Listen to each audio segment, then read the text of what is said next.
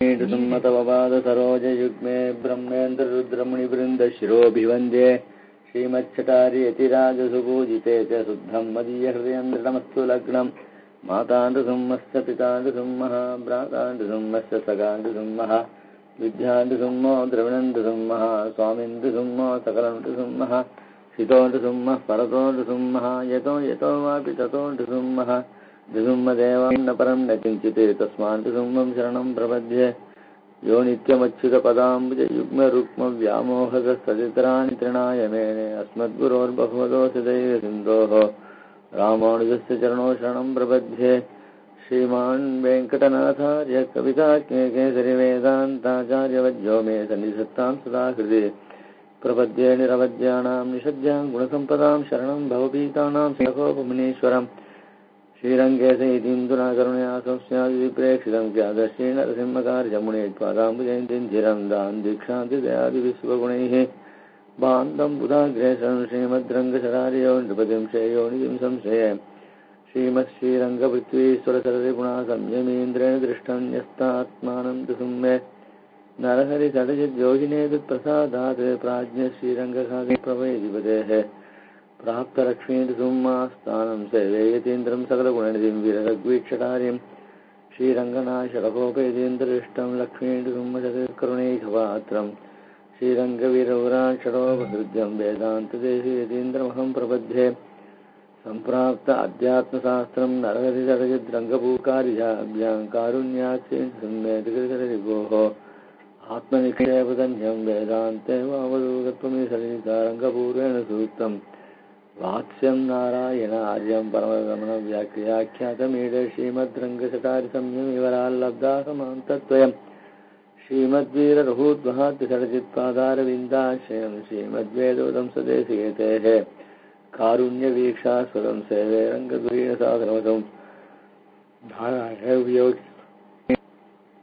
श्रीमद्रङ्गशटारि योगिजनस्तात्मरक्षाभरं श्रीमद्रङ्गशटारिवराल्लब्धासमान्तद्वयम् ईशाडम्बविवर्जितं सुभगुणैर्बान्धं महद्वंसुतं वन्दे वत्सविभूषणं बुधवरं श्रीकृष्णमार्यं सदा वेदान्तदेशीयतीन्द्रकलाक्षरब्धत्रय्यन्तसारमणवद्यगुणं बुधाग्र्यं नारायणाद्यविर्वावृत्तं श्रीरङ्गनाथेशेखरमाश्रयामः कलयामि कलिध्वंसं कविं लोकदिवाकरं यस्य गोपिप्रकाशाभिः आविद्यं निरन्तमः வாழிபரகாலன் வாழி கலிகண்ணி வாழி குறையலோர் வாழ்வேந்தன் வாழியனோ மாயோனை வாழ்வழியால் மந்திரங்கோள் மங்கேர்கோன் துயோன் சுடர்மானவேல் நெஞ்சுக்கில் கடிதெய்வம் அடங்கா நிலம் தேவை நஞ்சுக்கு நல்ல அமரம் தாய் நன்னூல் துறைகள் அஞ்சு கிழக்கிய ஆரணசாரம் பரசமய பஞ்சுக்கணலின் புரிவனகாலன் குணர்களே எங்கள் கதியே ராமானுஜமுனியே சங்கை கெடுத்தாண்டு தவறாசா பொங்கு வீழ் மங்கேர்கோன் இந்த மறையாயிரம் அனைத்து தங்குமணம் நீ எனக்கு தாம் நெஞ்சுருகி கண்பணிப்ப நிற்கும் சோறும் நெடுது இருக்கும் உண்டறியாள் உறக்கம் பேணாள் நஞ்சரவில் துயில வந்த நம்பி என்னும் வம்புவார்வும் மயிலாளி மைந்தா வெண்ணும் அஞ்சரிய புட்கொடியே ஆடும் பாடும் அணியரங்கமாடுமோ தோழி என்னும் என் சிறகின் கீழடங்கா பெண்ணை பெற்றேன் இருநிலத்தோர் பழிபடைத்தேன் ஏ பாவமே.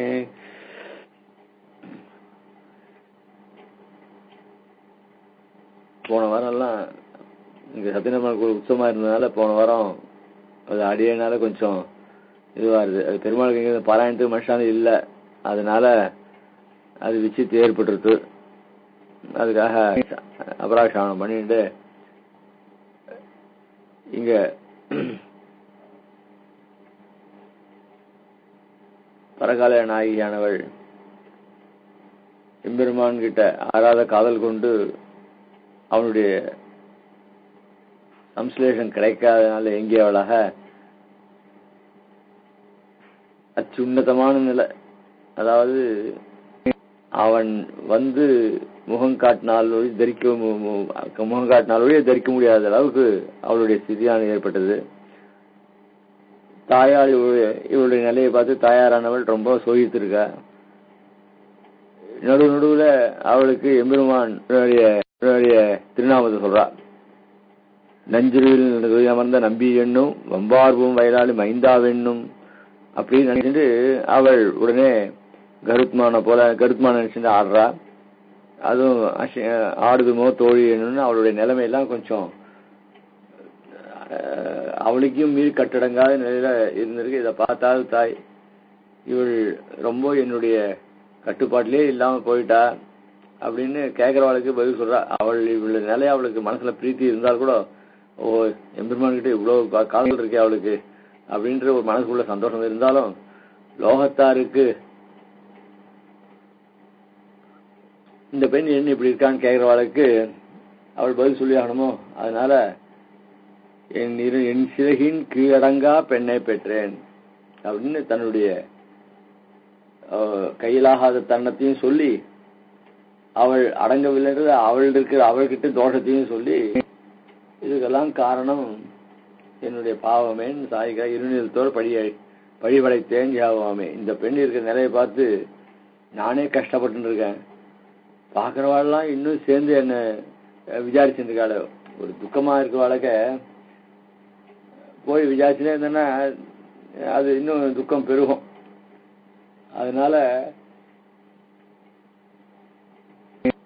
இவளுக்கு என்ன பண்றதுன்னு தெரியல. அதனால இருநிலத்தோடு பழிபடைத்தேன் ஏபாமேன்னு சாய்க்கிறான். அதுல அணியரங்க மாறுதல் தோழி என்னும் மட்டும் பார்த்தோம். என் சிறகின் கீழ் அடங்கா பெண்ணை பெற்றேன்றத அது கூட பார்த்தோம். இருநிலத்தோடு பழிபடைத்தேன் ஏ பாவமேன்னு சாய்க்கிறான்.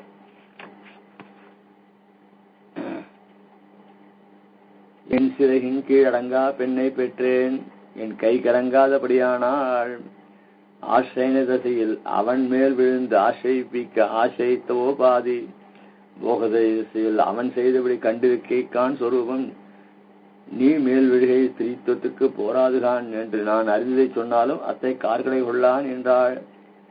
ஸ்திரீகளுக்கு அவளுக்கு இயற்கையாக அமைந்தத எந்த வஸ்துவிலுமே ஒரு வஸ்துவில நமக்கு பிரீத்தி இருக்கிறது அதிகமா காமிச்ச கூடாது. அந்த பிரீத்தி அதிகமா இருக்கிறத காமிச்சுண்டா சில சமங்கள் ஏற்படும். அதனால அந்த வஸ்துல இருக்கிற பிரீத்தியும் சமமா, அதாவது துக்கத்தையும் பிரீத்தியும் சமமா பாவிக்கணும் இருந்தால் கூட, அதுவும் எம்பெருமான் விஷயத்துல அவனும் சாட்சாத் மன்மத மன்னதா அப்படிப்பட்டவன், அவன்கிட்ட ஒரு ஆசை இருக்குன்னாக்கா அதை போய் தப்புன்னு சொல்ல முடியுமா? அதனால ஆசை தசையில் அவன் மேல் விழுந்து ஆசிரியப்பிக்க ஆசிரியத்தோபாது. பெருமாள் ஆசிரியிச்சா அவன் இவன் மேல ஆசிரியன தசையில் அவன் மேல் விழுந்து ஆசிரியப்பிக்க ஆசிரியத்தோபாது. ஆசிரியனா போய் அவங்க சேர்றோம். இப்போ ஒருத்தராத்துக்கு போறோம்னா நான் டக்குன்னு உள்ள போயிடுவேன். வாங்க வாங்க வாங்க அப்படின்னு சொல்லணும். அப்படி சொன்னா நமக்கு இன்னொரு சந்தோஷம், உள்ள போவோம், பிரீதா கூப்பிடறாள அப்படின்னு. அதே மாதிரி நாம பெருமாள் ஆசிரியச்சுருக்கோம். அவனும் ஆவென்று ஆராய்ந்து அருளேலோ என்று ஆராய்ந்து அருளேலோ அப்படி அவனும் பிரீத்தியா இந்த ஜீவனை கண்ட உடனே அவனு சந்தோஷமா வரவேற்கணும். அந்த மாதிரி இருக்கணும். நாமளா போய் விழக்கூடாது. ஒரு புருஷா கிட்ட ஆசிரியத்தில் அவன் மேல் விழுந்து ஆசிரியப்பிக்க ஆசிரியத்தோபாது. போகதசையில் அவன் செய்தபடி கண்டிருக்கான் சொரூபம். அது மாதிரி போகதசையத்துல ஆசிரிய தசையத்துல நாம போய் அவனை ஆசிரியக்கணும். அதுதான் நம்ம சொரூபம். அவனும் அவன் சொல்லணும். போகதசையில என்ன பண்ணணும்னாக்க, எப்போ நம்ம அவனை ஆசிரியச்சோமோ அவன் நம்மளை எப்படி அனுபவிக்கணும் அப்படி அவனுடைய இஷ்டத்துக்கு இருக்கணும். இதுதான் சொரூபம். ஆனா நீ மேல் விழுகை ஸ்ரீத்துவத்துக்கு போறாது. நீயா போய் இவங்கிட்ட இவ்வளவு காதல் வச்சுட்டு அவன் பின்னாடியே ஓடணும். அவன் கிடைக்கிறேன்னா வரான், ஓடணும், அவனுக்கு ஓடணும்னா அவன் வரான். நீ இருக்க எப்படி இருக்க அலையிற அப்படின்னா இவ சொல்றா, நீ உன்னுடைய மனசுல இருக்கிற ஒரு ஆசையை இப்படி எல்லாம் வெளிப்படுத்தக்கூடாது, அடக்கமா இருக்கணும் அப்படின்னு அவ சொல்றா. ஆனா அது அவள் கேட்கல. என் பட்சத்தில் என்று நான் அறிந்ததை சொன்னாலும் ஒரு தாயாரானவள் எவ்வளவு விஷயங்கள் தெரிஞ்சிருப்பா. அவ நான் எனக்கு தெரிஞ்சது நான் சொல்றேன் அப்படின்னு சொல்ல பெரியவாள்லாம், அதுக்கப்புறம் உன் இஷ்டம் அப்படின்னு சொல்லுவா. அந்த மாதிரி நான் அறிந்ததை சொன்னாலும் அத்தை கார்களை கொள்ளாங்க. கார்களை அலட்சியம் பண்றது அத்தை லட்சியமே பண்ணல. என் சிறகுனா என் பட்சத்துல, என் அபிமானத்துல நடக்கும். என் அபிமானத்திலே என்றபடி அவன் அபிமானத்திலே அடங்கினவளாகியாலே என் அபிமானத்தை விட்டாளே. அபிமானன்றது ரெண்டு இடத்துல காமிக்க முடியாது. ஸ்திரீகளானவள் ஒரு குலத்துல பிறந்துட்டு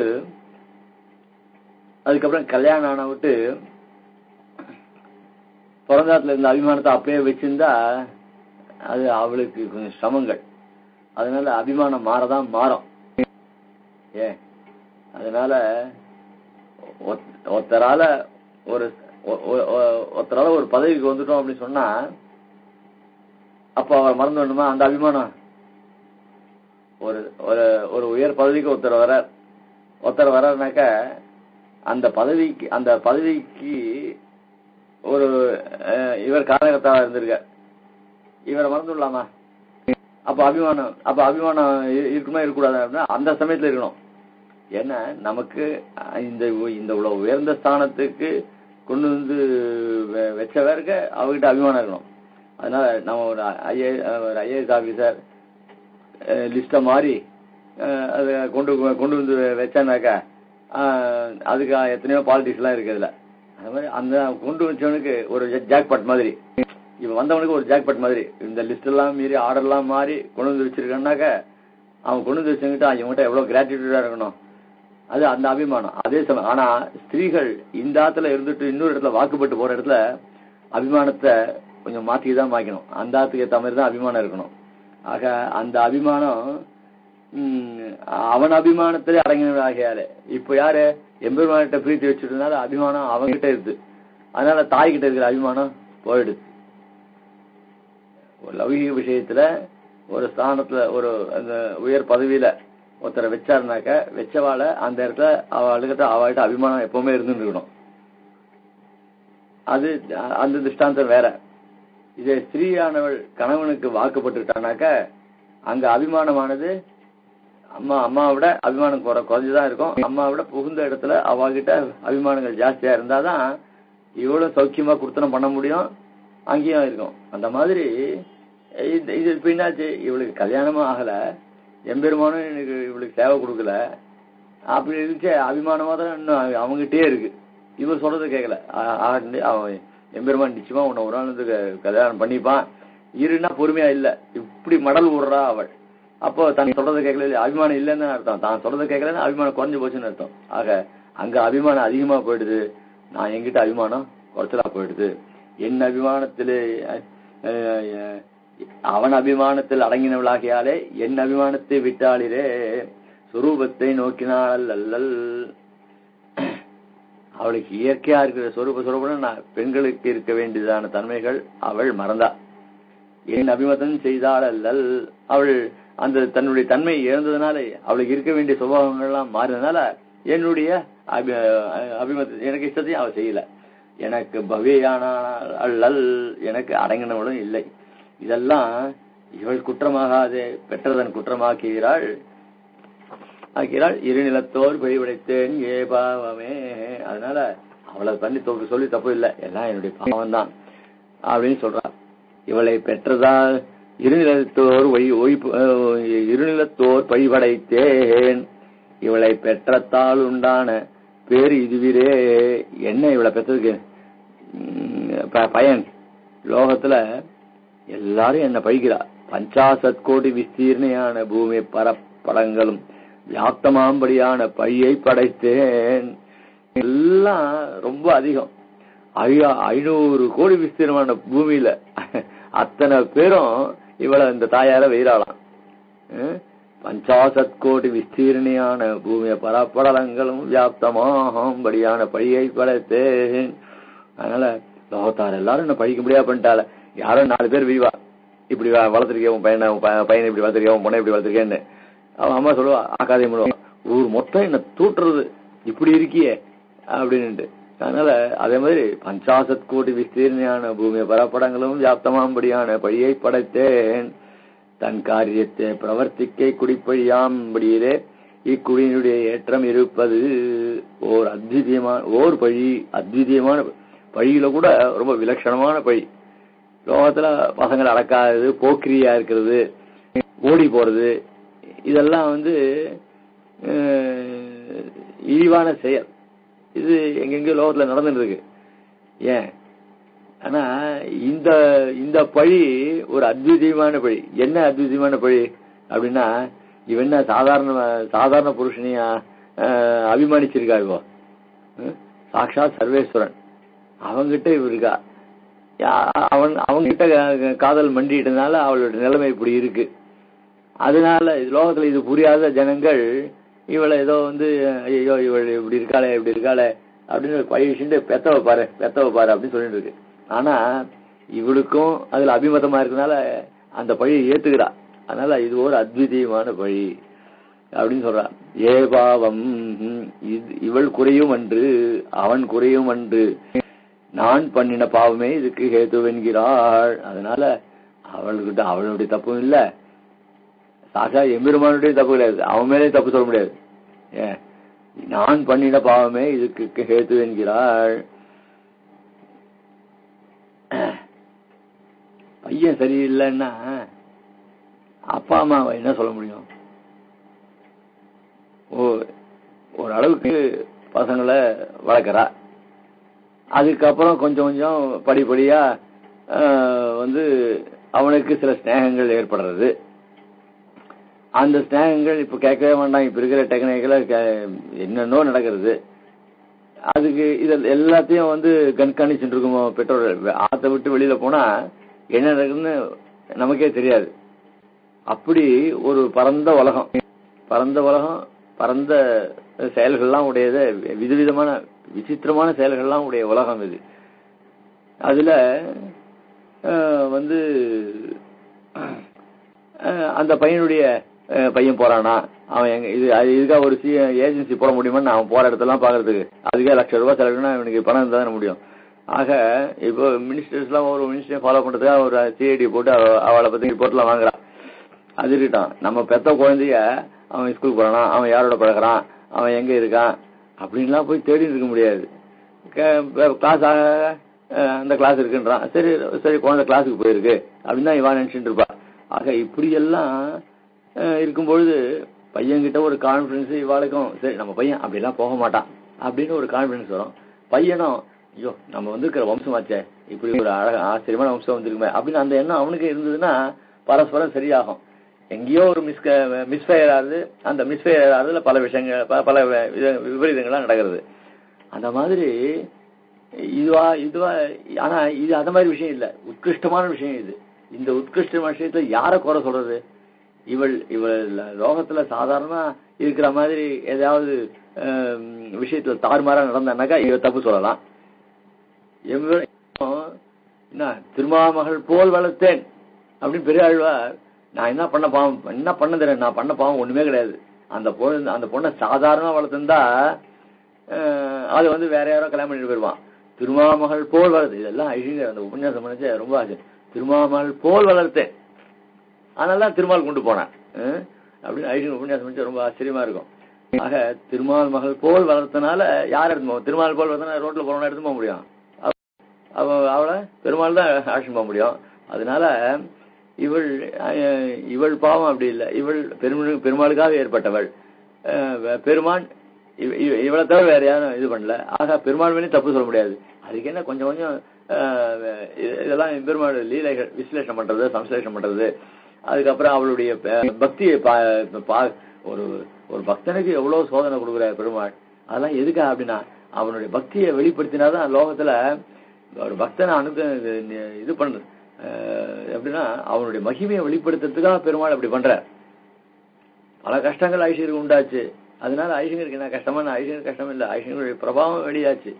என்ன அதனால ஒண்ணும் கிடையாது. ஆனா பத்தியா கீழ்ஷ்டம் பத்தியா அப்படின்னு மாறு தட்டிக்கலாம். ஆனா அதனால ஐஸ்வர்யருக்கு ஒரு அவபோதம் இல்லை, ஐஸ்வர்யனுடைய பெருமையை வெளிப்படுத்திட்டு. அந்த மாதிரி ரீதியில இன்னொருத்தரை கஷ்டப்படுத்தலான்ற மாதிரி நினைச்சுட்டு கூடாது. அதனால மேன்மை யாருங்க? பெருமாள் பக்தனை சோதனை பண்றான்னாக்கா அவனுடைய பக்தியை வெளிப்படுத்துறதாகவும் படுத்துறதுக்காக பெருமாள் அப்படி சோதனை பண்ற. அந்த ரீதியில அவன் மேலேயும் தப்பு சொல்ல முடியாது, இவன் மேலேயும் தப்பு சொல்ல முடியாது, அவன் மேலேயும் தப்பு சொல்ல முடியாது. ஆனா என்னுடைய பாவம் சொல்லாமல் இந்த மாதிரி தசை வந்ததுக்கு காரணம் என்னுடைய பாவம் தானே அப்படின்னு சொல்றா. இதுக்கு அழகான திருஷ்டாந்தத்தை ஸ்ரீமத் ராமாயணத்தை எடுத்து பெரியவாச்சான் பல இடத்துல. ஆனா இந்த ஸ்லோகம் ஆக்கிரத்துல 116 ஒண்ணுன்னு போடுறா. ஆனா ரெண்டு தான். யுத்த கண்டம் தான், யுத்த கண்டம் பெருசு, அயோத்திய கண்டம் பெருசு. இது ரெண்டுத்துல 116 இந்த ஸ்லோகம் இல்ல. எனக்கு தெரிய முடியல. யாராவது தெரிஞ்சா எந்த கண்டத்துல இருக்குன்னு அப்புறம் சொல்லுவேன் எனக்கு. நமந்தராயா நச்ச மாதுரஸ்யாஹ தோஷான ராஜ்ஞா நச்ச ராகவஸ்ய வனப்பிரவேசே ரகுநந்தனஸ்ய மத்பாபமேவ அத்திர நிமித்தமாசீது. ரொம்ப ஆச்சரியமான ஸ்லோகம் இது. நமந்தராய பெருமாள் காட்டுக்கு போயிட்டார். வரதன் அந்த சமயத்துல இல்ல. அப்புறம் திரும்பி வரான். எங்க இந்த அரண்மனை சூழ்நிலையெல்லாம் பார்த்து ரொம்ப கஷ்டப்படுறான். அப்புறம் கேட்கறான். அப்புறம் நடந்த விற்த்தாந்தத்தை தெரிஞ்சுக்கிறான். ரொம்ப புலம்புறான். என்ன பண்ணுவேன், இது இந்த மாதிரி இது நான் இருந்திருந்தேன்னா இப்படி நடந்திருக்காதுன்னா அழறான். கடைசியில இந்த ஸ்லோகத்தை சொல்றான். மந்தராயா இதுக்கு போனதுக்கு என்னுடைய பாவம் தான் ராமன் காட்டுக்கு போனதுக்கு. நான் மந்தராயா நச்ச மாதுரஸ்யாக. அது ரொம்ப ஆச்சரியமா விவரணம் பண்றார். அதை பார்ப்பீங்க. நான் பண்ணின பாவமே இதுக்கு ஹேத்து என்கிறாள் அவள். அதுக்கு இந்த திருஷ்டாந்த சாய்கிறார். ந மந்தராயாக, இது மந்திரையினுடைய இவ்வனர்த்தத்துக்கெல்லாம் ஹேது பூதை மந்திரை என்று நினையா. மந்திர இல்லைன்னா ராமாயணமே இல்லை அப்படின்னு ஒரு பட்டிமன்றம் நடக்கிறது. ஆக வாஸ்தவமா இல்லைன்னா ராமாயணம் நடந்திருக்குமோ? ஆக அப்போ மந்திரம் தானே இதுக்கு காரணம், எல்லாம் தெரிஞ்சிருக்க அப்படின்னா இல்ல அப்படின்ட்டார் பரதன். அவளையும் தப்பு சொல்லணும். ஏதோ அவள் அவளுடைய கூண் எல்லாம் சரியாகணும். பெருமாள் ஏதோ விளையாடினார். அந்த ரீதியில அது போச்சு. அவ சரி இருக்கட்டும், அவதான் காரணமா இருந்தா இவ கேட்கணுமா என்ன? யாரு அடுத்தது? யாரு? நச்ச மாதுரஸ்யா இவ்வனத்துக்கெல்லாம் ஹேதுபூதை மந்திரை என்று நினையா. அவளுடைய தோஷம் என்று அவள் வார்த்தை கேட்ட கைகை தோஷம் என்று நினைத்தான். மனசானது தப்ப யார் மேல சொல்லலாம் அப்படின்னே தான் போயிட்டு இருக்குமே தவிர அது ஒரு முடிவே வராது. ஏன்னா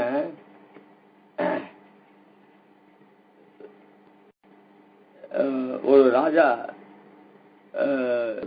ஒரு தப்பு நடந்துருது.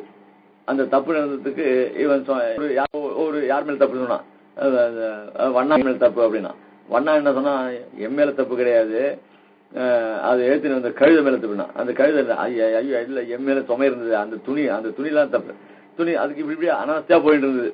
ஆக அந்த மாதிரி தப்ப ஒருத்தர் மேல போக முடியும். சின்ன தப்பு கூட அவ்வளவு பொய் சொல்ல வேண்டிய சந்தர்ப்பங்கள்லாம் வந்துடுறது. அந்த மாதிரி சரி கைக்கு அவ மந்திர அவ யாராதான், அவ என்ன, அவ ஒரு சேட்டி பெண். எந்த இடத்துல வைக்கணுமோ அந்த இடத்துல தானே வைக்க. அவளை ரொம்ப அந்தரங்கமா வச்சுட்டா அதனுடைய அனர்த்தம். அவளை வச்சுக்கலாமா? வச்சுட்டா அவள் வார்த்தையை கேட்கலாமா? அப்படி கேட்டவள் யாரு? என்னுடைய அம்மா தானே. அதனால்தான் இதுக்கு காரணம். நினைச்சது நச்ச மாதுரஸ்யா. உடனே அடுத்த நிமிஷம் இவருடைய தோஷம் என்று பொம்நாட்டிகள் எப்போ இன்னொருத்தர் வார்த்தை சொல்லி கேட்பா. அதை அப்படியே வச்சுட்டு விரும்பிட்டே இருப்பா. அதுக்கப்புறம் அது அப்புறம் இன்னொருத்தருக்கு சொல்லுவா. அதனால நச்ச மாதுரஸ்யாக இயற்கைய பொம்நாட்டிகள் பொம்நாட்டிகள், அதாவது பொம்நாட்டிகள் கிட்ட ஜாகிரதையா பண்ணணும்னு. என்ன அப்படின்னு சொன்னாக்க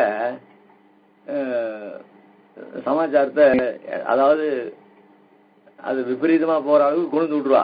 நாம போய் அதுல இறங்கிட்டோம் அப்படின்னு சொன்னாக்க பாருங்க பொம்நாட்டி சமாச்சாரம் இதுல போய் அதுல ஏற்பட்டதுன்னா இவன் சோகிச்சுன்னு உட்காந்துருவான். அந்த சமயத்துல பாருங்க, இதெல்லாம் எதுக்கு உங்ககிட்ட சொன்னேன், ஏதோ நடக்கிறத சொன்னேன், பொம்நாட்டி விஷயத்துல போய் நீங்க தலையிடலாமோ? அந்த தலையிட்டனால்தான் நீங்க காலில் போட்டு போயிருக்க வேண்டியதுதானே அப்படின்னு டக்குன்னு நம்மள திரும்பிடுவா. அதனால பொம்நாட்டிகள் சமயத்துல அதிகமா ரொம்ப ஜாகிரதையா இருக்கணும். என்னுடைய அம்மா தப்பு இல்லை. ஏன்னா அது பொம்நாட்டிகளுடைய இயற்கையான தன்மை. நத்து மாதரசியாக இவள் வார்த்தை கேட்ட சக்கரவர்த்தி தோஷம் என்று வாஸ்தவம் தான். நிறைய உபகாரம் பண்ணிருக்கா.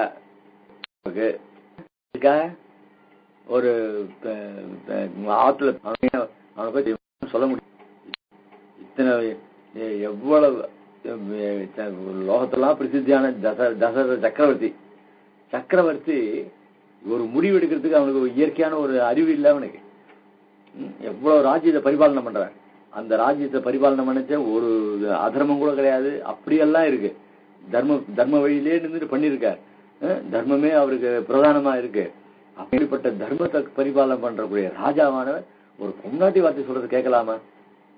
எங்க அம்மா தான், எனக்கு அம்மா தான் இருக்கட்டும். அதனால அவள் வார்த்தை சொன்னா கேட்கலாமா காதுல? சரி ஆட்டப்போ பாத்துக்கலாம், சமயம் வச்சே பாத்துக்கலாம், இப்ப இல்ல அப்படின்னு சொல்லணுமே வேணாமா? அது அவர் மேலதான் தப்பு. இவள் சக்கரவர்த்தி தோஷம் என்று நினைத்தான். காதுல வேறது இல்லையா? நத்துமா இந்த 4 நாள் முன்னாடி கணினிச்சிருந்தான் ஐசிங்க கேட்டேன், உபன்யாசம் கேட்டேன். அதுல சத்ருகுணம் நித்திய சத்ருகுணான்றத பத்தியும் லட்சுமணம் பண்ணான்றதுக்கும் அர்த்தத்தை சாட்சின்னு வந்துட்டு இருக்கார். அந்த சமயத்துல சில கேள்வி எல்லாம் கேட்டு இதுக்கு நீங்க தான் பதில் சொல்லணும் அப்படின்ற மாதிரி எல்லாம் ஐசங்கர் இன்டராக்ட் அப்படி பண்ணிட்டு இருக்காரு. அதுல ஏதோ பதில் சொல்லிட்டு இருக்கா. அதுக்கப்புறம் அது அப்படி இல்லை, சொன்னது கரெக்ட், ஆனா அப்படி சொல்லக்கூடாதுன்னு ஐசங்கர். அது ரொம்ப ரொம்ப ஆச்சரியமா இருந்தது.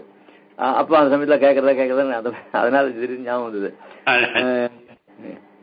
இவள் வார்த்தை கேட்ட சக்கரவர்த்தி தோஷம் என்று நினைத்தான். அதனால இவள் கேட்ட வார்த்தையை அவர் கேட்டுக்கூடாது. அதனால தப்பு யார் பேர்ல? இப்போ ராஜா பேர்ல தான். அப்படின்னா இது அவர் சக்கரவர்த்தி, நமக்கு தோப்பனாருக்குன்னு ஒரு சுவாதந்திரம் கிடையாதா? ஏகாந்தத்துல ஸ்திரீகள், அதாவது ஸ்திரீகளுடைய வார்த்தையை கேட்கறதுன்றது இயற்கை. அதுலயும் இவளுக்கு ரொம்ப பிரியமான பத்தினி ஸ்தானத்துல இருந்துட்டு அவள் வார்த்தையை ராஜா கேட்க கூடாதுன்னு சொன்னா என்ன அது தப்பான வார்த்தையை நாம சொன்ன? ராஜா இயற்கையா தான் பண்ணிருக்கார். அவர் ஒண்ணு தப்பு பண்ணலையே.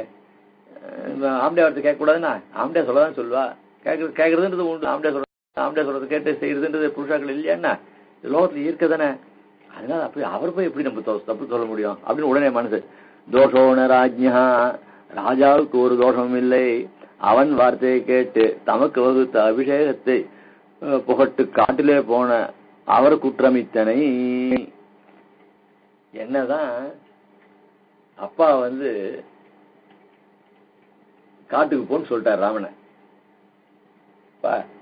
என்ன வார்த்தை பேசுறார்?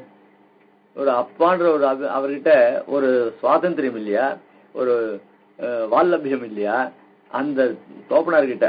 அப்பா என்னத்துக்காக இப்ப என்ன காட்டுக்கு போக சொல்ற? என்ன தப்பு? என்ன ஒரு வார்த்தை நீங்க கேட்க கூடாதா? இல்ல நான் போக மாட்டேன். பிள்ளையா இருந்தா கூட இந்த காரியம் செய்யாத, அப்பா நான் இங்கதான் போவேன் அப்படிலாம் பண்ற அப்பா பிள்ளைக்கு அப்புறம் என்ன சுவாதந்திரம்? அப்பா பிள்ளை ஒரு வீட்டுக்கு என்ன பேரு சொன்னா உடனே பூர்ணமன்னா அப்பா சொல்ற வார்த்தைக்கு கேட்டுட்டு நான் போக மாட்டேன்பா, நீ வேற ஏதாவது சொல்லு, இந்த காரியத்தை நான் செய்ய மாட்டேன், நீ மூஞ்சிலே விழிக்காதன்னு சொல்லு, நீ ஊர்லயே இரு, என் மூஞ்சில விழிக்காத, 10 நாளைக்கு பேசாத என்கிட்ட அப்படின்னு சொல்லு என்ன அப்படின்னு சொல்லாம இல்லையோ? அத கூட பேசுறதுக்கு என்ன அப்பா சொன்ன வார்த்தை அப்படியே அப்படின்னு. தோஷோன ராஜ்யா, ராஜாவுக்கு ஒரு தோஷம் இல்லை. அவன் வார்த்தையை கேட்டு தமக்கு வகுத்த அபிஷேகத்தை புகட்டு. அபிஷேகத்துக்கு தான் நாளை பார்த்து எல்லாரையும் வர சொல்லி எல்லாம் பண்ணியாச்சு. இவ்வளவு பெரிய ஏற்பாடு பண்ணி, எவ்வளவு பெரிய கல்யாணம் ஏற்பாடு பண்ணி கடைசி நிமிஷத்துல அந்த பொண்ணாலேயோ இந்த பையனாலேயோ ஒரு கல்யாணம் நின்று போறத இப்ப காலத்துல பாக்குறோமோ இல்லையோ? அப்படியெல்லாம் அந்த சமயத்துல எவ்வளவு பாடுபடும். 2 பேர் சம்பந்தம், 2 பேர் இடத்துலயும் இந்த பசங்களால ஏற்படக்கூடிய ஒரு காரியத்தினால எப்படி ஆகும்? அதெல்லாம் நினைக்கிறதே பயமா இருக்கு. ஆக அப்படி இருந்துச்சு இவ்வளவு பெரிய அபிஷேகம் சக்கரவர்த்தி திருமகன், அவனுக்கு அபிஷேகத்துக்கு நாள் பார்த்து எவ்வளவு ஏற்பாடெல்லாம் பண்ணியா இருக்கு. அத்தை விட்டுட்டு காட்டுக்கு போறாராம். காட்டுக்கு நச்சராக அப்படின்னு அவன் மேல் தான் தப்பு அப்படின்னார். அதுக்கு மேல பாத நச்சராகவசிய, அவருக்குத்தான் குற்றமின், அவர் அபிஷிக்தராயிருந்தால் அனுகூல விருத்தி பண்ண கடவனாயிருக்க அதுக்கு அயலான என் பாப்பமே இவ்வனசத்துக்கெல்லாம் ஹேதுபூதம். அதாவது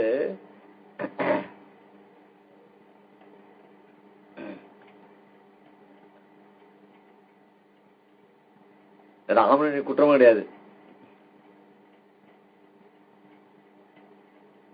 இப்போ அந்த சமயத்துல லோகத்துல அவரு சக்கரவர்த்தி திருமகனுக்கு பட்டாபிஷேகம் சொல்லிட்டு ஊர் மொத்த சமாச்சாரம் தெரிஞ்சிருக்கு. ஏன் அதனால இவர் மாமாவத்துல இருந்தால் கூட அந்த கேக்க ராஜாவுக்கு தெரிஞ்சிருக்கு. சரி, அதுக்கு என்ன இது பட்டாபிஷேகத்தை அன்னைக்கு முதல் நாள் ராத்திரி போனா போறது, பட்டாபிஷேகம் நடக்க போறது. அதனால முன்னாடி 2 நாள் முன்னாடி என்ன போனா, இப்பதான் வந்திருக்கான் பையன், அதனால அப்போ வச்சே போலாம் அப்படின்னு சாவதானமா போலாம். எல்லாம் ஏற்பாடு பண்றதுக்கு என்ன இவர் போய் என்ன ஏற்பாடு பண்ணணும்? அங்கதான் நிறைய பணியாட்கள்லாம் இருக்காளே, அவ எல்லா ஏற்பாடும் பண்ண போறா, இவர் போய் நிக்க வேண்டியது தானே அப்படின்னு இருக்காத. ஐயோ, பட்டாபிஷேகத்துக்கு நாள் வச்சிருக்காளே, நாம போய் அங்க போய் கைங்கரியம் பண்ண வேண்டாமா? கைங்கரியம் படத்துக்காக நம்ம பிறந்திருக்கோம்.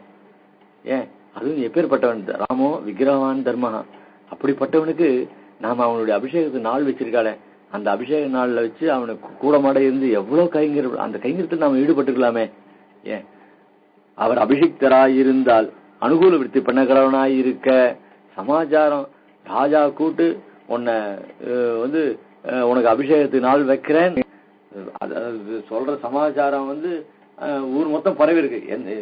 அந்த காலத்திலே பரவி இருக்குன்னு இந்த காலத்து கேட்க வேண்டாம். இந்த காலத்துல டக்குன்னு உடனே வந்துடுறது எல்லா சமாச்சாரமும், டக்குன்னு உடனே பேஸ்புக் அது இது. பேஸ்புக் மாதிரி அனர்த்தம் எதுவும் கிடையாது, வேற எதுவும் கிடையாது. அந்த பேஸ்புக்ல அவ்வளவு அனர்த்தம் வருது. இதை ஏன் பேன் பண்ண மாட்டாங்கன்னு தெரியல. பேஸ்புக்ன்றது அவளுக்கு இண்டிவிஜுவலா இருந்தால் கூட அதுல என்ன அவ இஷ்டத்துக்கு ஏதாவது பண்ணிக்க முடியுமா? ஒருத்தர் இன்னொருத்தரை பத்தி மெசேஜ் அனுப்ப முடியுமா? இல்ல இதெல்லாம் பண்ண முடியுமா? எனக்கு ஒன்றும் புரியல எனக்கு. அதனால பேஸ்புக்கும் ஒரு வரம்ப மீறி போயிட்டு இருக்கு.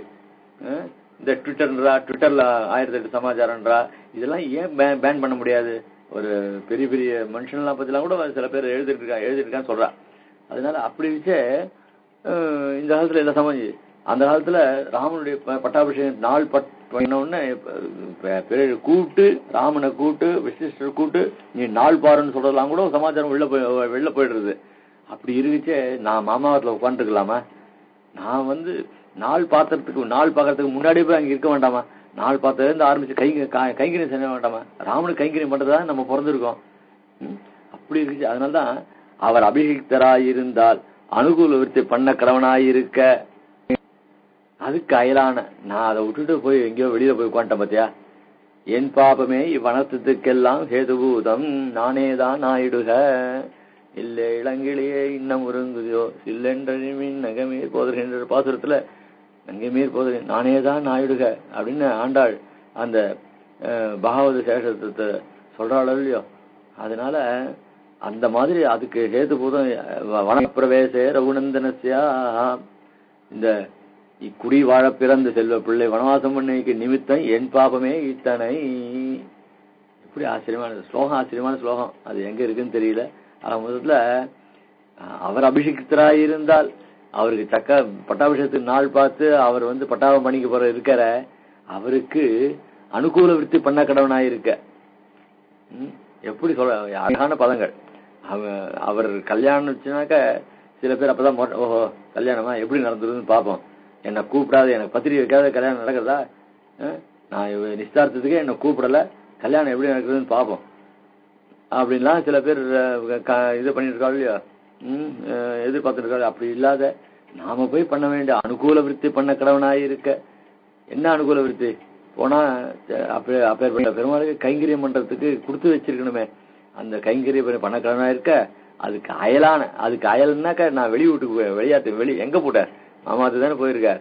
அதுக்கு அயலான என் பாபமே வனத்துக்கெல்லாம் ஹேதுபூதம் அப்படின்னு சொல்லி எத்தோட கொண்டு சமன்வயப்படுத்துறார். அவள் அம்மா இந்த பாவத்தை தான் ஏற்றினாலும் ஏ பாவமே ஓர் பழி அந்த பழி ராமனை காட்டு காமிச்சதுக்கு பழி தசரதனை எவ்வளவு பேர் தூத்திருக்கா. தசரத மாத்திரம் தூத்தினா, தசரத தூக்கினா, கைகை தூத்தினா, அப்பேற்பட்ட மந்திரையை தூத்தினா, எல்லாரும் தூத்தினா. என்ன அப்படி அது ஒரு பழி இல்லையா? அதனால அது ஒரு பழி, அது அது ஆனா இந்த பழி வந்து எல்லாருக்குமே சோகத்தை உண்டு பண்ணிச்சு. ஆனா இங்க பராங்குச நாயகனுடைய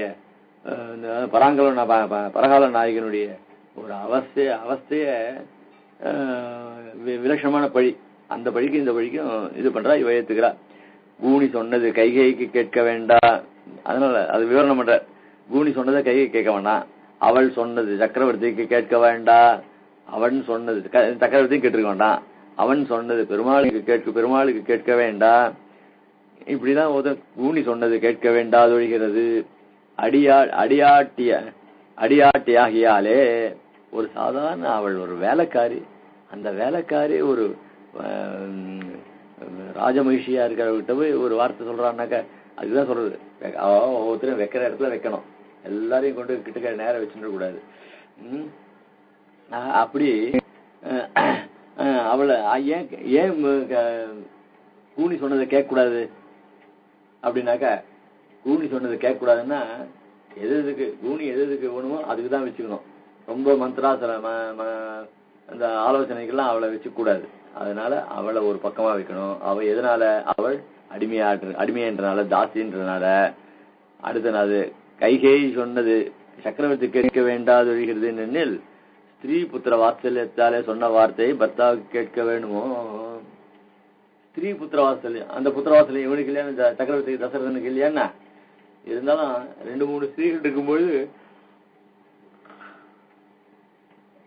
ஒரு புத்திரனுக்காக தன்கிட்ட கேட்கறான்னாக்கா, அதவ இந்த தர்மம் இப்படி இல்ல, அவனும் எனக்கு குழந்தை, லக்ஷ்மணனும் எனக்கு குழந்தை, நீ சொல்றது தப்பான சமாச்சாரம். உன் குழந்தை என் குழந்தைதான், கௌசல்யா குழந்தை என் குழந்தைதான், சுமித்திரன் குழந்தை என் குழந்தைதான். அப்படி இருக்கும்போது நான் எப்படிமா ஓரவஞ்சனை பண்ண முடியும்? நீ கேட்கறதே தர்மம் இல்லையே அப்படின்னு சொல்ல வேண்டாமா? கைகை என்னதான் அபிமதமா இருந்தால் கூட அவள்லாம் வேண்டாதவள. ஒரு தர்ம காரியத்துக்கு நீ பண்ற தர்ம காரியத்துக்கு எல்லாம் பிரதான மகிழ்ச்சி யாரு? கௌசல்யா தானே. அந்த கௌசல்யக்கு மனசு நோக்கலாமா? நீ தர்மத்தை பாக்குறீல, பிரதான பட்ட மகிழ்ச்சி அவதான். அவன் தர்ம காரியத்துக்கெல்லாம் அவதான் பிரதானம். கைகை எல்லாம் பிரதானம் கிடையாது தர்ம காரியத்துக்கெல்லாம். ஆக இவன் ஒரு யாகம் பண்றான்னா கைகை கௌசல்யா தான் பிரதானம். ஆக அப்படி இருக்கும் பொழுது அதுனா அதுல அந்த ஹவிஸ் பாயசவனா பங்கிட்டு எல்லாம் கொடுக்கணும்னு சொன்ன அந்த யாக மண்டத்துக்கு பூர்ண யோகத்தை இவன் பக்கத்துல நிக்கிறதுக்கு கௌசல்யக்கு மட்டும்தான் அதிகாரம். ஆக அப்படிப்பட்ட எல்லா விஷயத்திலையும் பிராதானியம் கொடுக்கக்கூடிய கௌசல்யா இதெல்லாம் கைகைக்கு நீ துரோகம் பண்ணலாமா அப்படின்லாம் கேட்க வேண்டாமா? ஸ்திரீ புத்திர வாத்சல்யத்தால சொன்ன வார்த்தை. ஆனா கைகை அப்படி கேட்கறான்னா அவள் குழந்தைக்கு அவள் தான் கேட்பா. துரோச்சரித்திரத்தை பாக்கலையா? 2 பேர் இருந்தா, 2 பேர்ல துரோணன் எடுத்து வச்சுக்கல, அவளுடைய இன்னொருத்தி குழந்தை எடுத்து வச்சுட்டா ராஜன்.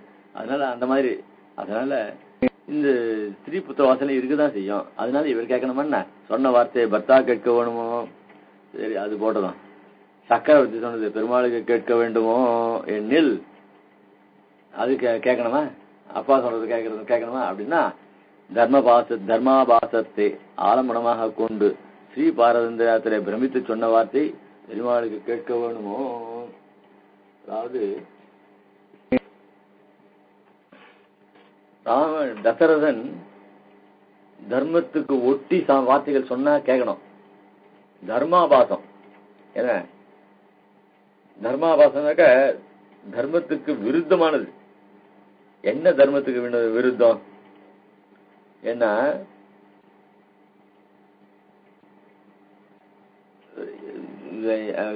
ஸ்ரீமந்த புத்திரன் தான் ராஜ்யத்துக்கு இது. அவனை போன்னு சொன்னா தர்மத்துக்கு விருத்தமான வார்த்தையை சொல்றாள். அது அவ சொல்றதே தர்மத்துக்கு விருத்தமான வார்த்தை. தசரத சக்கரவர்த்தியோ தர்மத்தை பரிபாலனை பண்ணக்கூடியவர். அவர் தர்மத்துக்கு விருத்தமான வார்த்தையை அவ சொல்றான்னு கேட்டு மூத்த மகன் தான் ராஜ்யத்தை ஆள்றதுக்கு உரிமை உள்ளவன். அது மூர்க்கனா இருந்தால் கூட அது ஏதாவது பிரயோஜனம் இல்லை அப்படின்னு சொன்னாதான் அடுத்தவனு கொடுக்கலாம். அது கூட டக்குனு குத்துற முடியாது. அதெல்லாம் என்ன பராமரிச்சு இப்போ திருதராஷ்டிரனுக்கு அங்கஹீனமா இருந்தால் கூட அப்பதான் ராஜ்யத்தை கொடுக்க கூடாதுன்னு சொன்னான். அதுக்கப்புறம் பரிபாலனை யோஜனை பண்ணி எல்லாம் பீஷ்மாதிகள்லாம் முடிவு பண்ணி அப்புறம் அவருக்கு கொடுத்தா. அப்படி அங்கஹீனமா இருந்தா கூட அவன் தான் பெரியவர் அப்படின்றத கொடுத்தா. அத மாதிரி இந்த மாதிரி பண்ண வேண்டாமா? மூத்த மகனான அவருக்கே அரசியல் இருக்கும்போது, அப்பா எனக்கு ஏற்பட்டது நீ எப்படிப்பா தடுக்கலாம்? எனக்கு நான் போட்டி போட்டு எனக்கு ராஜ்யத்துக்கு கூட நான் கேட்கல. நீயா கூட்ட, நீயா நாள் பார்த்த, நீயா இது பண்ண, இப்ப என்ன அவசரம் பட்டாபிஷேகம் பண்றதுக்கு? தள்ளி போடு. நான் இப்ப காட்டுக்கும் போல பட்டாபிஷேகம் பண்றதோடு தானே அவ காட்டுக்கு போன்னு சொல்றா. பட்டாபிஷேகம் இப்ப வேண்டாம், உமக்கு இன்னும் நல்லா ராஜ்ய பரிபாலனம் பண்றதுக்கு உங்களுக்கு சக்தி இருக்கு என்ன, அப்புறம் பாத்துக்கோ. நீ பூட்டாவிட்டு எனக்கு ஆட்டோமேட்டிக்கா எனக்கு வரப்போறது. அப்ப யாரும் இதுல சண்டைக்கே வர முடியாது. அது சீத்தையோ கௌசல்யா கைகையோ சுமுத்திரையோ சண்டைக்கு வர முடியாது. எனக்கு சொத்தா ஏற்பட்டது. இல்லப்பனா அப்ப கோர்ட்ல கேஸ் போட்டு பாத்துக்கலாம் வாரிசு யாருன்றது. அதனால அப்படின்னு சொல்லாம இல்லையா? அதெல்லாம் இல்லாத அவ சொன்ன உடனே தலையாட்டிட வேண்டியதா? பக்தா சக்கரவர்த்தி சொன்னது பெருமாளுக்கு கேட்க வேண்டாவோ வெண்ணில் தர்மாபாசத்தை ஆலமரமாக கொண்டு ஸ்ரீ பாரன் தந்து. அதுவும் ஒரு தர்மாபாசம் யார் வாயிலிருந்து வந்தது? ஒரு ஸ்ரீ வாயிலிருந்து வந்தது. ஸ்ரீகள் தர்மத்தை சொன்னாலே ரொம்ப சந்தோஷம் ஏற்படும். ஐயோ தர்மத்துல ரொம்ப நோக்குடன் சகதர்ம சரி தவா அப்படின்னு சொல்ற மாதிரி ஏன் சீதா நோசதா சகதர்ம சரி தவான்னு சொல்றாங்க. அந்த அவள் பண்ணக்கூடிய காரியத்துக்கெல்லாம் ஒத்துழைக்கப்படுவது. அப்படிப்பட்ட தர்மத்தை இருந்துன்னா இவளை அப்ரிசியேட் பண்ணலாம். ஆனா இவ்வளவு தர்ம ஆபாசம். எது தர்ம ஆபாசம்? தம் பிள்ளை கூடு பெரியவனுக்கு வேண்டாம் அப்படின்றது அது தர்ம ஆபாசம். அது அத்த மனசுல வச்சுட்டு இதை சக்கரவர்த்தி கேட்கிறா. இவரோ தர்மத்தை பரிபாலனை பண்றவர், இவருக்கு இவ்வளவு தெரிய வேண்டாமா? அப்படி இல்லை. அதனால அத்தை கேட்க வேண்டாமா? பிரமித்து ஆபாச ஸ்ரீ பாரதத்துல பிரமித்து சொன்ன வார்த்தை. தசரதனுக்கு அந்த ஸ்திரீ கிட்ட பிரமித்து இயற்கையா இருந்ததுன்னா தசரதன் சொல்லியிருப்பார், அம்மா நீ சொல்றது சரியில்லைம்மா, இது தர்மத்துக்கு விருத்தமா இருக்கு அப்படின்னு சொல்லியிருப்பார். ஆனா ஒரு நிமிஷம் அவர் பிரமிச்சு போயிட்டார். அது அழகான பதங்கள். தசரதன் பிரமிச்சு போட்டார். பிரமிச்சு போடுறதுக்கு காரணம் என்ன அப்படின்னா, இத்தனை வயசுக்கு மேல அவகிட்ட பிரமிக்கணுமா அப்படின்னா, இருந்தாலும் அவள் பண்ண உபகாரம் அன்னைக்கு அந்த இந்திரனுக்கு உதவி இதுக்கு போச்சே, சகாயத்துக்கு போச்சே, இவள் பண்ண காரியம் இருக்க அதை பார்த்தார். வாஸ்தவமா அவள் அன்னைக்கு அந்த உபகாரம் பண்ணலன்னாக்க எப்படி ஆயிருக்கும் அப்படின்னு அத்தை தானே காமிச்சாயிருவோ காரணத்தை காட்டணுன்னே அதுல கொஞ்சம் பிரமிச்சு போயிட்டார். இவள்கிட்ட இருக்கிற மோகத்தினாலே என்னவோ பிரமிச்சு போல இவள் பண்ண காரியத்தை பார்த்தார். அதை நினைச்சுட்டார். அதை நினைச்சுட்ட என்ன ஒரு தர்மத்தை இப்போ ஆயுதமே எடுக்க மாட்டேன்னு சொன்னார் பெருமாள். ஆனா ஆயுதத்தை எடுக்க வைப்பேன்னு சொன்னார் பீஷ்மாச்சார். அப்ப பெருமாள் என்ன பண்ணார்? இது பெருமாள் தானே அவருடைய வார்த்தையை மெய்யாக்கணுன்றதுக்காக பெருமாள் எடுத்தாரா இல்லையா? அந்த மாதிரி இதுல பண்ணிட்டு போறது. அவ கேக்குறது அதர்மமா இருந்தால் கூட ராமன் என்னவோ ரொம்ப சாத்விகமான பையன், அவன் எது சொன்னாலும் கேட்பான் என்ன. அதனால பரதனை கொடுக்குறேன்னு சொன்னா அவன் ரொம்ப சந்தோஷப்படுவான். ஏன் தன் பிள்ளைகள் ரொம்ப அடங்கிய பிள்ளைகள். இவ மாதிரி அடங்கா பெண்ணை பெற்றேன்னு சொல்லி அது மாதிரி இல்ல. பசங்க எல்லாமே தசரன் சொல்ற வார்த்தை கேட்கக்கூடிய பசங்கள். அதனால ராமன் பரதனை கொடுக்குறேன்னு சொன்னா ஆகா இங்க ராஜானுடைய இஷ்டம் என்னவோ அதுதான் அப்படின்னு போறான். அதனால இதெல்லாம் பார்த்தார். கொஞ்சம் பிரமிச்சு போய் அது சரி நான் கேட்கறேன் அப்படின்ட்டு. இவ்வளவு அர்த்தங்கள் அதுல இருக்கு. இந்த பிரமித்து சொன்ன வார்த்தை பெருமாளுக்கு கேட்க வேணுமோ? அந்த பெருமாள் தான் கேட்கணுமா இந்த வார்த்தைய? பெருமாளுக்கு கேட்க வேணுமோ? தம்முடைய அன்பிய வத்திரேகங்களில் நான் படும் பாடறிவர். தம்முடைய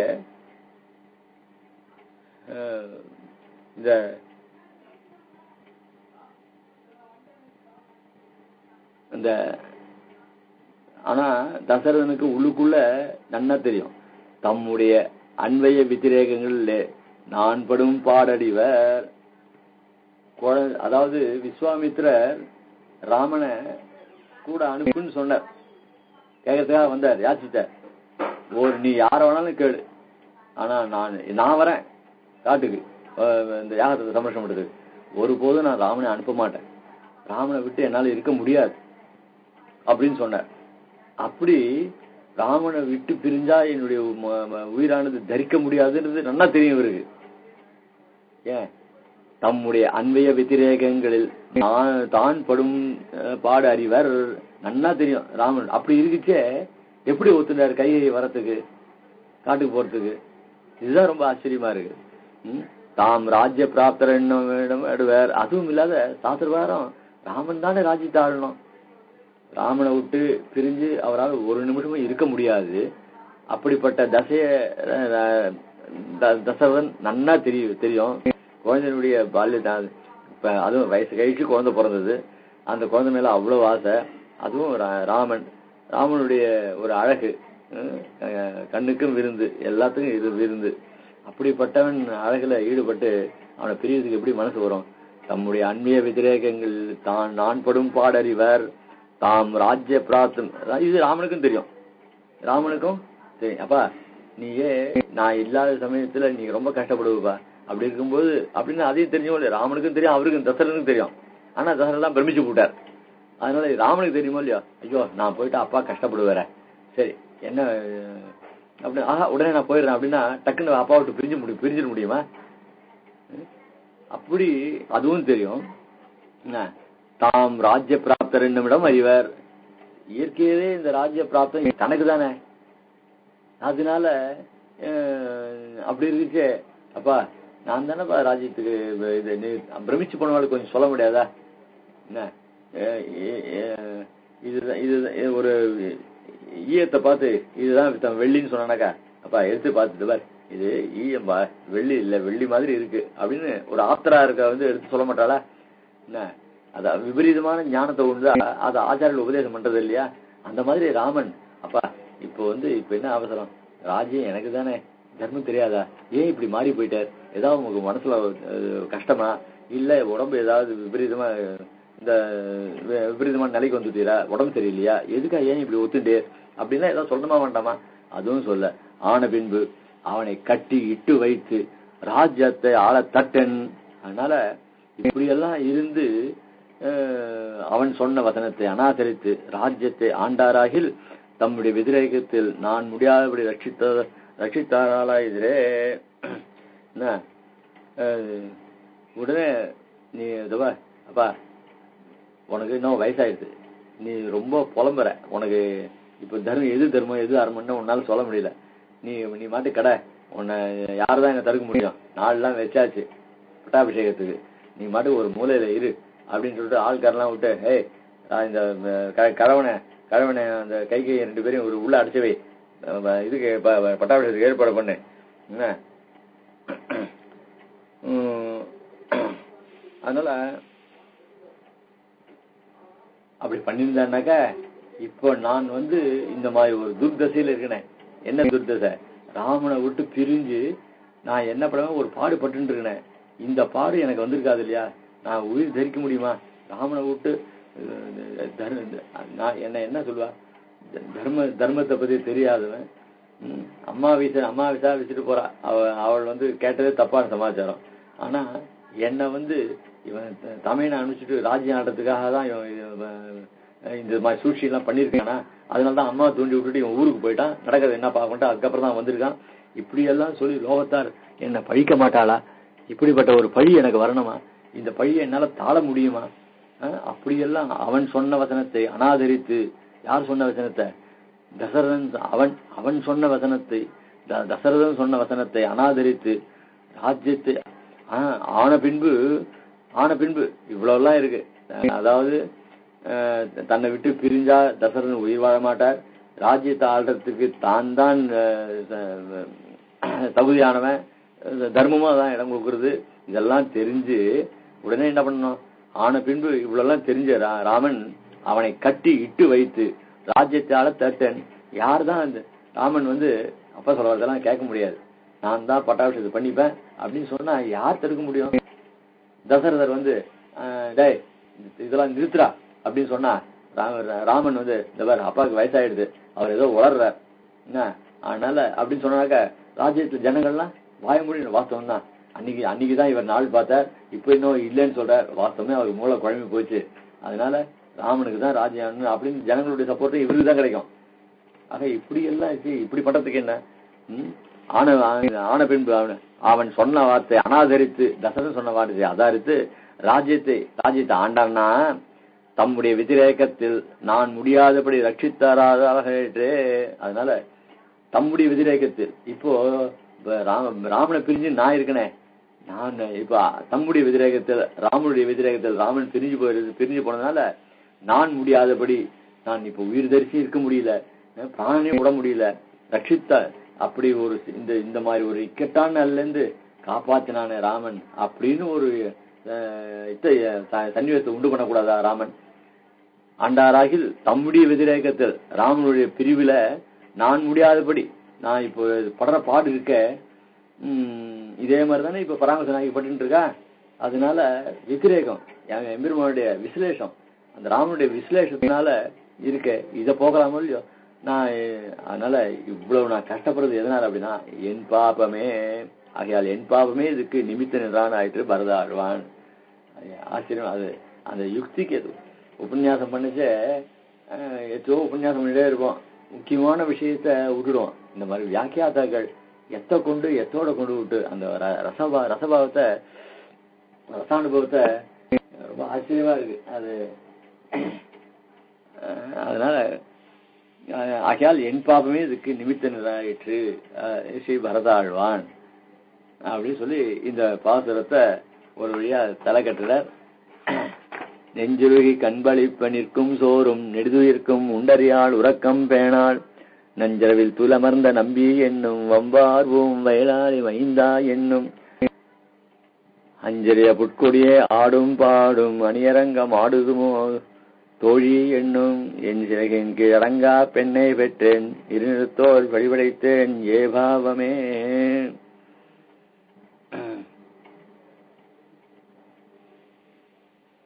இந்த 12 பாசுரம் முடிஞ்சது. அடுத்தது 13வது பாசுரம். கல்லெடுத்து கண்மாரி காத்தாய் என்றும் காமுருகும் கச்சி ஊரகத்தாய் என்றும் வில்லெடுத்து மெல்லியல் தோல் தோய்ந்தாய் என்றும் வெக்காவில் துயில் அமர்ந்த வேந்தே என்னும் மல்லடத்து மல்லரையன் நட்டாய் என்றும் மாகீண்ட கைதலத்தென் மைந்தா என்னும் சொல்லெடுத்து தன்கிழியை சொல்லே என்று துணைமலை மேல் துளிசோரச் சோர்கின்றாளே. கீழே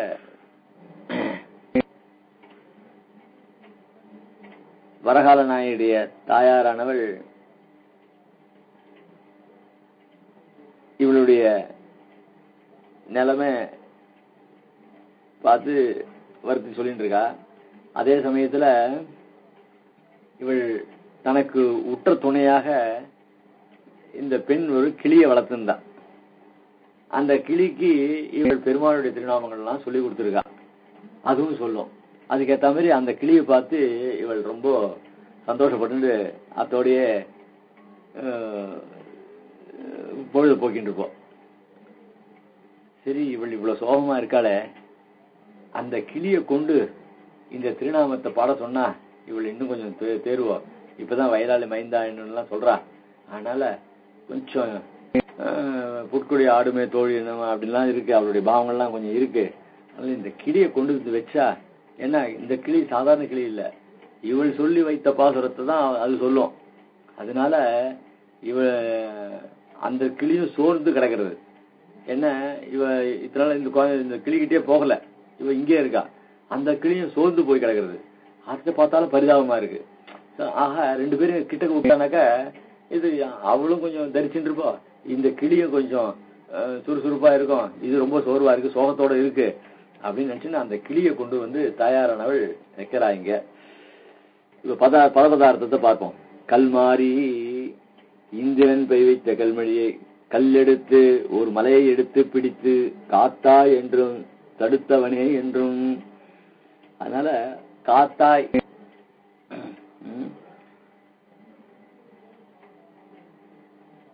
காத்தாய்னா காப்பாற்றுறேன்னு அர்த்தம். ஆனா இங்க தடுத்தாய்ன்னு அர்த்தத்தை பண்றார். காத்தல்ன்றது காத்தாய் தானே அர்த்தம், அங்க தடுத்தல்னு பண்றார். அப்படின்னா அந்த மழை மேல விழுந்ததுன்னா இவாளுக்கு அது தாழ முடியாது, அப்படிப்பட்ட அடமழை அது, கல்மழை. அத்தை தடுத்தாதானே இவ தடுத்து இவளை ரட்சிக்கிறது. அதனால தடுத்தாட்கொண்டாய், அப்படின்னு சொல்றோம் இல்லையோ, அந்த மாதிரி தடுத்து அந்த மழையை தடுத்து இவர் காப்பாத்தினார் என்றும் காமருபு கட்சி ஊரகத்தாய் என்றும் விரும்பத்தக்கதாய் அழகேதான காஞ்சிபுரத்தில் திருவூரகத்தில் நின்று திருவூரகன் சொன்னது ரொம்ப ஆச்சரியமான பெருமாள் என்றார்.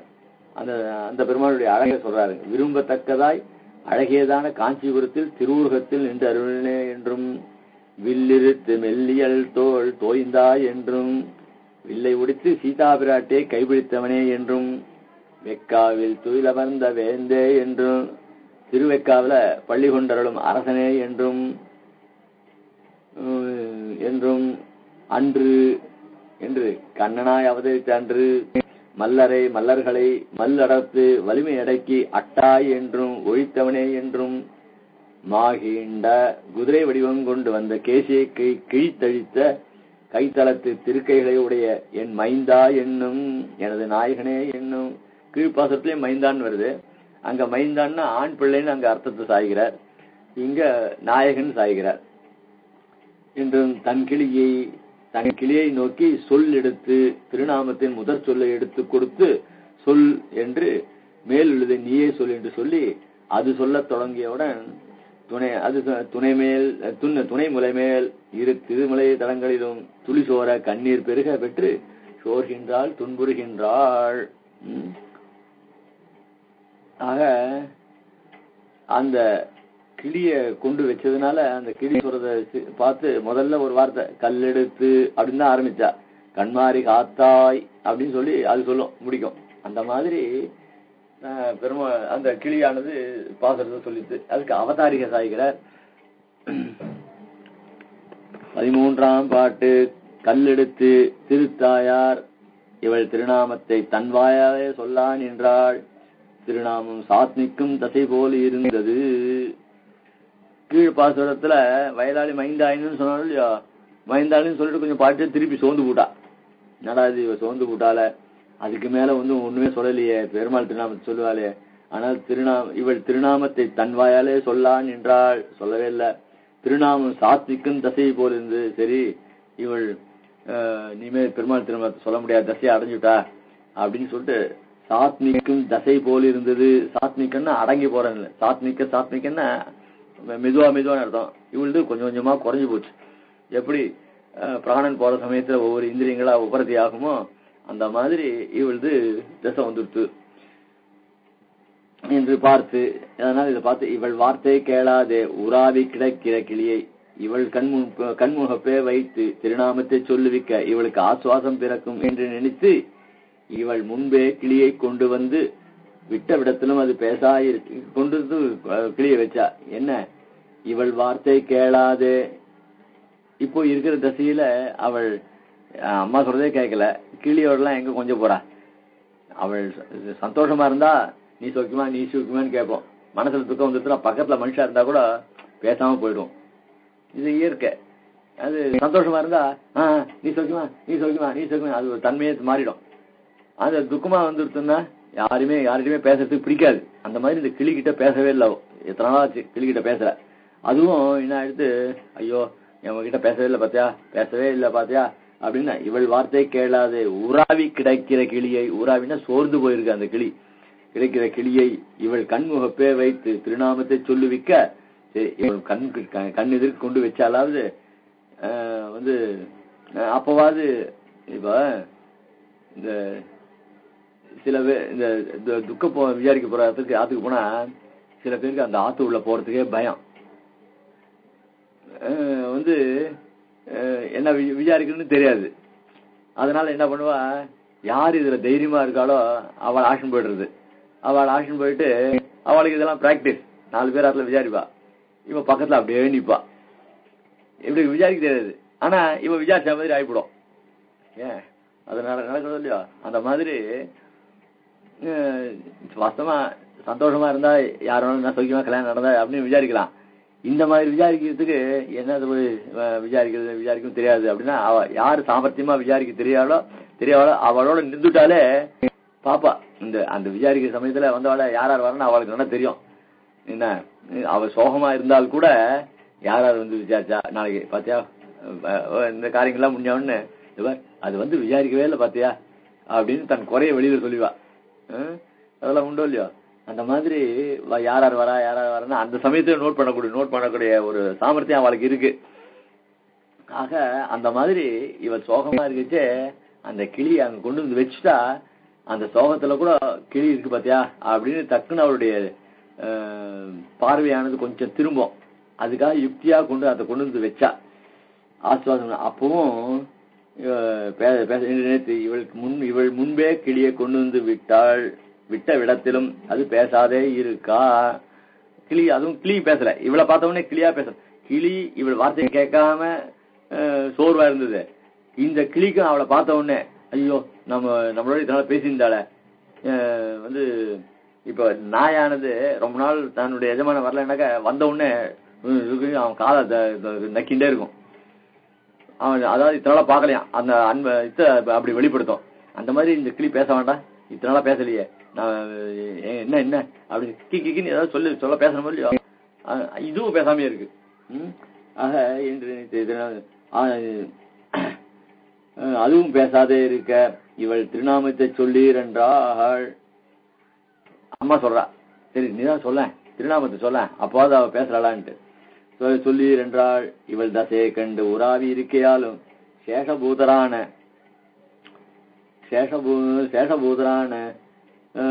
நாம் இவள் கற்பித்தவையே ஆகிலும் இவள் சந்நிதியில் சொல்ல கடவோம் அல்லோம் என்றும் என்னும் நினைவாலும் அது பேசாதே இருந்தது.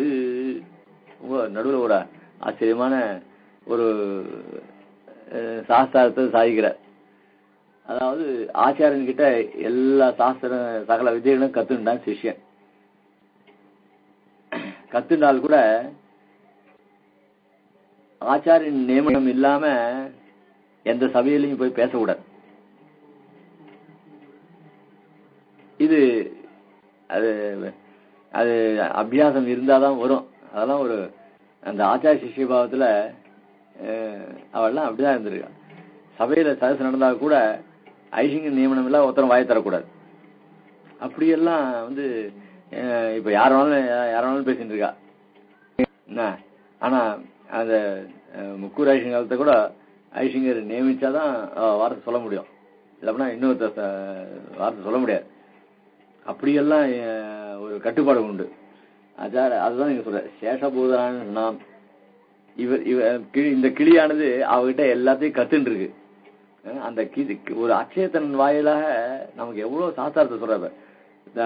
சேஷபூதரான நாம் இந்த கிளியானது அவளுக்கு அடிமையானது. நாம் இவள் கற்பித்தவே ஆகிலும் இந்த கிளி ஏன் பேசாம இருக்கின்றது அவ்வளவு அர்த்தம் வியாக்கியானம் பண்ற. இவள் கற்பித்தவே ஆகிலும் இவள் முகத்தினால்தான் பெருமாள் திருநாமே எனக்கு தெரிஞ்சது. கற்பித்தவையாகிலும் இவள் சந்நிதியில் சொல்ல கடவும். ஆச்சாரியன் முன்ப வாயை திறக்க கூடாது. ஆச்சாரியன் மொழி இஷ்டத்துக்கு கை கால் ஆட்டி பேசுறது இதெல்லாம் கூடாது. இதெல்லாம் ஐசிங்க அந்த சதசுல விஷயத்தையும் கவனிச்சாகும். இந்த கை ஆட்டி பேசுறது, அந்த காலை பிடிச்சிட்டு பேசுறது, இப்படி எல்லாம் ஒரு கொனஷ்ட பண்ணிதானாக்கா அதெல்லாம் ஐசிங்க கவனிச்சாகும். சபையில இருக்கிறதே லாய்க்கு இல்லை அப்படியே அந்த அந்த ஸ்பாட்லயே ஐசிங்க சாய்ச்சாயிடும். அது இந்த காலத்துல வராது. இனிமே அந்த ஏன்னா அவெல்லாம் அப்படி அவ்வளோ அபியாசப்பட்டு போயிட்டா. இனிமே வந்து அந்த குருகுல வாசன்றதே போயிடுது. அந்த குருகுல வாசத்துக்கு என்னுடைய ஒரு பக்தியும் போயிடுது. ஆக அப்படிப்பட்ட சேஷபூதரான நாம் இவள் கற்பித்தவையாக இவள் சன்னதியில் சொல்ல கடவோம் அல்லோம். அதனால ஆச்சாரியன் முகப்பு ஆச்சாரியன் நியமனம் இருந்தால் தான் பேச முடியும், இல்லைன்னா டக்குன்னு பேச முடியாது என்று நினைவாலும் அது பேசாதே இருந்தது. என்னடா ஒரு இந்த தோழிக்கு இவளுக்கு அம்மா சொல்றா, ஒரு ஆச்சாரியனுடைய அம்மா சொல்லச்சு அந்த கிளி கேட்கக்கூடாது அப்படின்னாக்கா கூடாது. ஆச்சாரின் நியமனம் இருந்தால்தான் பேச முடியும். யாருடைய நியமனம் இருந்தாலும் பேச முடியாது. அந்த சாஸ்திரத்தை என்னாவது பேசாதே இருந்தது. அதனால ஆச்சாரியன் போக்கினவே ஆகிலும் தத் சந்நிதியிலே சொல்ல கடவதல்ல என்ற சாஸ்திரத்தை இவ்விடத்திலே வெளியிடப்படுகிறது. ஆச்சாரியன் உபதேசம் பண்ணதா இருந்தால் கூட ஆச்சாரியன் வந்து சரி நீ சொல்லு, ஏன்னா அவர் சொல்றாரு அதுக்கு நீ பதில் சொல்லு அப்படின்னு அந்த ஐசிங்க அது முக்குரைசிங்களுடைய சதத்தை கவனிச்சிருக்கணும். என்ன வந்து நியமனம் இருந்தது. அதனாலதான் ஐசிங்கர் இங்கே சபையில் தேவனாச்சாரியர் பேசணும்னா அவர் தான் பேசலாம், மீதி பேர் சுவாமிகள் வந்து அவர் பேசலாம், மீதி பேர்லாம் பேசக்கூடாது. அப்படிலாம் ஒரு ஐசிங்க அந்த கட்டுப்பாடெல்லாம் வச்சுருந்தாச்சு. அதெல்லாம் இந்த காலத்தில் எடுபடாது அதெல்லாம். அதனால இந்த ஆச்சாரின் போக்கினவையாகிலும் ஆச்சாரியன் உபதேசம் பண்ணதா இருந்தால் கூட தத் சந்நிதியிலே சொல்ல கடவதல்ல என்ற சாஸ்திரத்தை இவ்விடத்திலே வெளியிடப்படுகிறது அப்படின்னு ஒரு சாஸ்திரத்தை சொல்லி முடிக்கிறார். மீதிய அடுத்த வாரம் கண்டிப்பா வச்சுக்கலாம். ஒன்னும் காரியம் தெரியல. ஓபன் பண்ணி விடுறேன். ஏதாவது யாருக்காவது ஏதாவது சுவாமிகிட்ட சொல்லணுமா கேட்கணுமா கேள்வி?